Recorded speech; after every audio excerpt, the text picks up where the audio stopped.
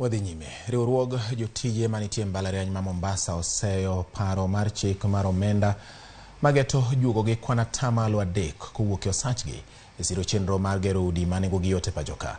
E twak margi gi jofwamb weche, riwruogno mar jotije midendo ni UWASU kotelnegi kod jagoro margi Joseo Dalo koni singo manyicha ne ochiwnegi bang' timo winjruok midendo ni CBA higa 2017 pok ochopo nyaka sani, omiyo litnegi kapod idwa ng'adgi osuru ewi osachgi. Giywak ni thothgi osekawo gope bengi ma onge osara malong'o ma giyudo.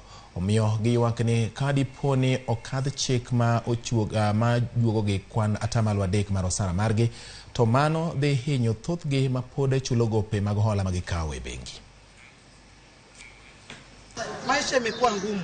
Mbona rais vile alikuwa anazunguka akisema kwamba yeye ni mtu wa watu wale wa chini? Mbona siinue wale wa chini kwanza, alafu ndo maneno ya kukata baadaye? Mbona siongelee kuhusu CBA ambazo ziko huko? Sasa hii tuna negotiate CBA ya 2017-2021 ambayo ilipita kitambo na haijakamilika. Mbona sikamilishe hizo?